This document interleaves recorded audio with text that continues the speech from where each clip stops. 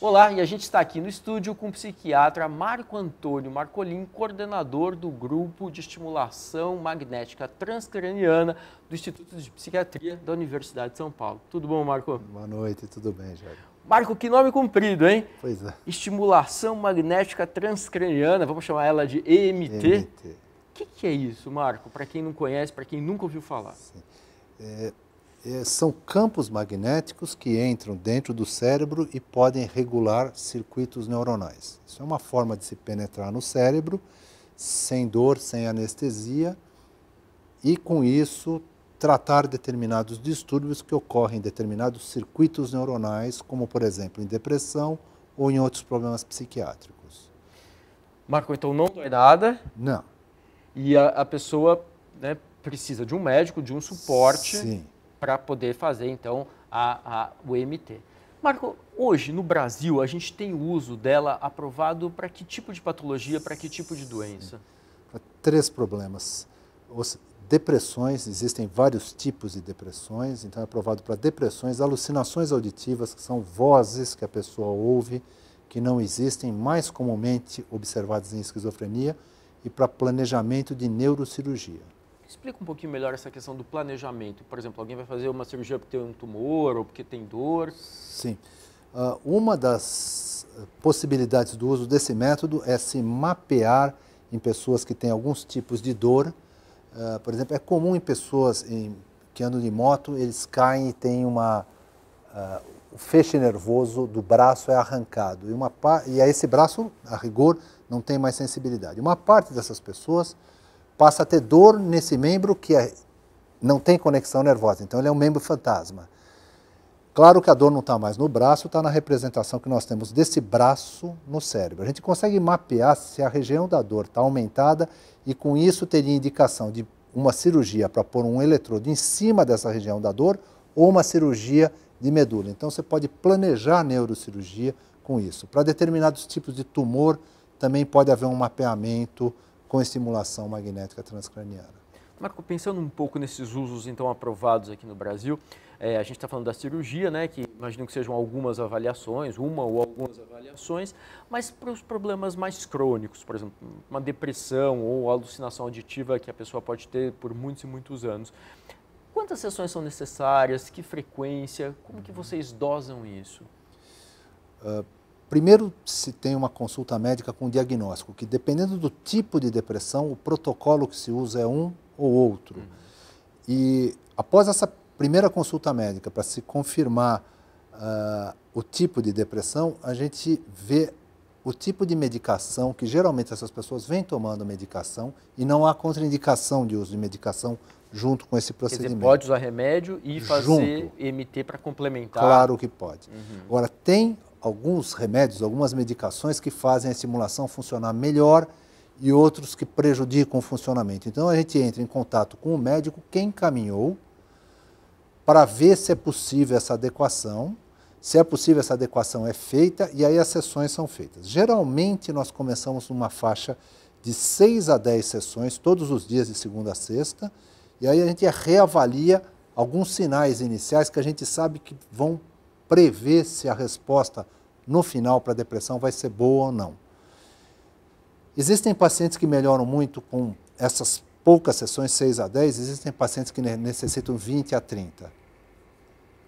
Essas sessões, a primeira dura meia hora, as outras duram 20 minutos, o paciente não necessita de anestesia, pode vir alimentado, não tem perda de memória, muito pelo contrário, estimulação magnética melhora a memória. E ele levanta e vai embora trabalhar como aconteceu com a repórter, né? Depois que termina, se o paciente teve uma boa resposta ao tratamento, por exemplo, para depressão, a gente pega e vai tentando espaçar as sessões cada vez mais. Normalmente vai para 1 a 2 sessões por semana, depois uma sessão a cada 2 semanas e tenta-se parar. Existem alguns poucos pacientes que só se beneficiam única e exclusivamente desse tratamento. Então, eles têm que ficar só com esse tratamento. Outros, depois, a medicação pode passar a funcionar melhor. Entendi. Então, vai depender também, assim, a quantidade de sessões, o tempo que essa pessoa vai ser submetida ao tratamento, vai depender muito da evolução da doença e do tipo da doença. Claro. E é absolutamente indolor ali, como a gente viu, né? Quer dizer, a repórter saiu de lá, não sentiu nada, enfim, não tem nenhum tipo de dor. Não, as pessoas sentem como se fosse uma unha batendo, um dedo batendo, uma sensação mais ou menos assim. Né? Só. Basicamente é isso. O campo magnético, ele passa pelo couro cabeludo e pelo osso, que chama crânio, e vai até dentro do cérebro sem impedimento. É o oposto do campo elétrico, que tem uma impedância, ou seja, tem uma resistência enorme para ele passar. O campo magnético passa desimpedido. Então, é como uma ressonância magnética, a pessoa não sente nada, tem barulho, mas você não sente que está entrando algo no cérebro. O Marco, só aproveitando para desfazer uma confusão, um mito que algumas pessoas podem ter, EMT, né, não tem nada a ver com ECT, com eletrochoque, com eletroconvulsoterapia, nada a ver. Absolutamente nada. Fisicamente, dentro do hospital, são locais diferentes, o método de funcionamento é completamente diferente. ECT necessita de uma anestesia geral a cada aplicação, EMT não são duas coisas completamente diferentes. Distintas. É importante a gente deixar claro, porque as pessoas às vezes podem confundir. Marco, então, além desses usos que a gente tem, que são os usos que estão regulamentados, são autorizados aí pelo Conselho Federal de Medicina, existem também pesquisas, né? Existem autorizações para uso experimental. Sim. No Brasil hoje, o grupo de vocês está trabalhando em que protocolos, em que áreas? Nós temos, talvez, um dos principais trabalhos que estão, nesse momento, em fase final, que é um de saúde pública, que é para dependência de cocaína. Os resultados, esses trabalhos já foram apresentados tanto em congressos mundiais, quanto a nível de defesa de tese. Tem resultados muito animadores. Recentemente, nós fizemos, além da diminuir a procura pela droga, que se chama fissura, diminuiu também o nível de cocaína em urina quando nós pegamos o grupo que é tratado de verdade versus o grupo que não é tratado. Isso nem o médico, nem o paciente sabe quem é tratado. Todas as pesquisas são feitas assim. Então, isso nós acreditamos. Como esse é o primeiro trabalho no mundo sobre esse assunto, nós acreditamos que se isso for replicado em outros laboratórios, em outros países, e obtiver os mesmos resultados que nós temos, talvez isto possa ser uma primeira ferramenta para ajudar no tratamento desse problema. Quer dizer, uma possibilidade nova de tratar uma dependência química, Sim. No caso, o modelo que vocês estão trabalhando é cocaína. A gente sabe que é uma dependência muito difícil de ser tratada, né? Às vezes, internação, trabalho familiar, remédio, e mesmo assim, né, às vezes grupos de apoio, autoajuda, enfim, mesmo assim a gente sabe que às vezes é complicado da pessoa deixar, né, cocaína, crack, enfim. Então esse é um caminho que vocês acham possível. Nós temos bastante esperança nisso, né? Pelo menos que outros repliquem nossos dados. Pesquisa é sempre assim, você é o primeiro que faz nessa área.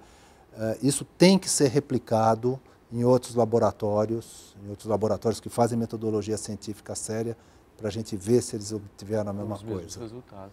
E além da dependência à cocaína, outros usos experimentais que vocês estão fazendo hoje? Experimentais, nós temos também perda de memória que ocorre depois dos 65 anos, mas não demência. É aquela pessoa que vai no cinema, lembra o filme e não lembra o nome.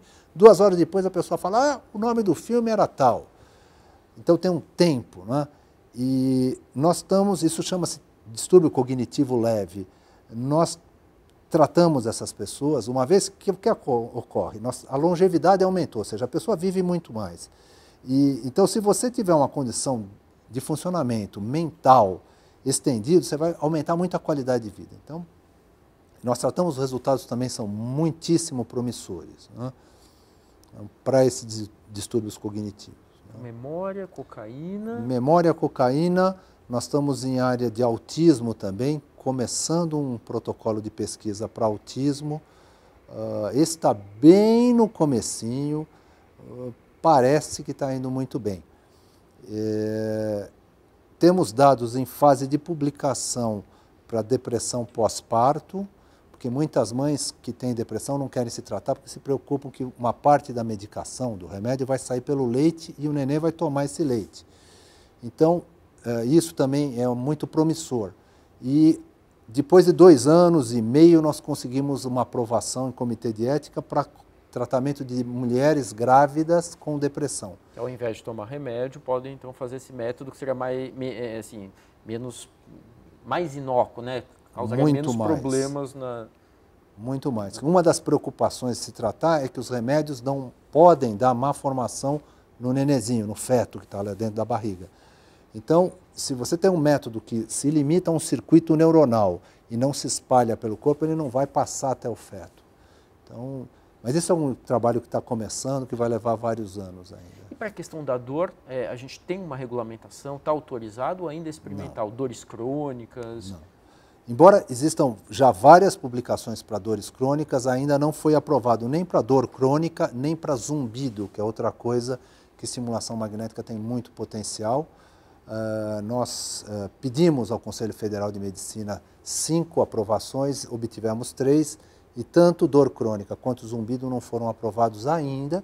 A hora que tiver mais dados, mais publicações, a gente vai pedir de novo isso. Então o rol é grande, né? Tem, então, para aprovar, a gente tem dor crônica, zumbido, gravidez, depressão pós-parto, cocaína, perda cognitiva, autismo. Tem bastante campo de investigação, então. Tem, porque isso é a primeira forma de se entrar no cérebro e se regular o cérebro sem você precisar furar e pôr um eletrodo lá dentro. Então, com isso, várias coisas são passíveis de serem modificadas, né?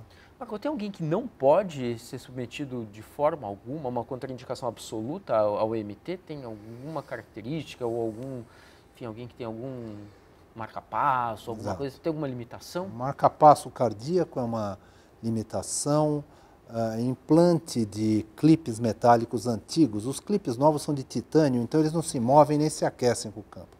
Mas os antigos podem, mais do que se mover, ter aquecimento com campo magnético intenso. Né? Essas são as 2 principais limitações. Mesmo a epilepsia é uma limitação relativa, porque existem frequências que são anticonvulsivantes. Então, teoricamente, é possível se fazer em pessoas com epilepsia, mas nós cortamos nos nossos protocolos. Marco, para a gente terminar, né, a gente tem uma possibilidade, né, bastante promissora aí pela frente de abordagem, intervenção, né, no cérebro, né, sem furar, sem cortar, sem dar choque, sem dar remédio. É um método hoje que ainda é muito caro, ele é acessível à população, tem muitos centros no Brasil que estão fazendo. Como que a gente está do ponto de vista prático hoje? Do ponto de vista prático, nós, se eu não me engano, em dia 10 de janeiro agora de 2012, nós tivemos a publicação da aprovação do Conselho Federal de Medicina. O próximo passo é obter um número junto à Associação Médica Brasileira. Esse número é o que faz com que o SUS reembolse os hospitais ou as clínicas. Então, nós estamos nesse passo intermediário, porque eu trabalho no hospital público, então nós temos que atender essas pessoas. Estamos aguardando esse número. O que nós atendemos até hoje, talvez uns 6.000 pacientes, 95% foi totalmente gratuito, uma vez que não tem cobertura do SUS. E nós temos uma pequena porcentagem de pacientes particulares que são atendidos dentro do Hospital das Clínicas, né? Então, essa é a fase. Existem pessoas que têm aparelhos em vários lugares, né? Existem sim, clínicas, etc. E aí o tratamento é muito caro, é acessível para a maior parte da população? Ele é acessível para uma parte da população, os preços variam, né? Enfim. Então, precisamos ainda batalhar para que mais gente possa ter acesso, enfim. Claro, eu acho que o primeiro passo realmente é nós termos este número. Com este número da Associação Médica, os convênios passam a ser vinculados ao procedimento. Então, uma boa parte da população brasileira tem convênios médicos. Depois nós temos o SUS também, né? E que tem que ser disponibilizado. Então, essa é uma tarefa nossa, que estamos em uma universidade e conseguirmos isso. Uma história de já 6 mil pacientes já terem sido atendidos, né, pelo grupo de vocês, de alguma forma, já um espaço, né, muita gente. Bastante gente. Claro, ao longo de 13 anos isso, mas é um grupo grande que foi atendido. Marco, olha, eu queria agradecer muito a tua presença aqui, esclarecimentos muito importantes. Parabéns pelo grupo, né? 6 mil pessoas e fazendo ciência, fazendo pesquisa, é sempre uma coisa muito importante da gente valorizar. Parabéns para você. Obrigado, eu que agradeço a oportunidade. Então até uma próxima vez. É isso aí, pessoal. E o Saúde de hoje acaba por aqui. Semana que vem tem mais novidade. Fique ligado.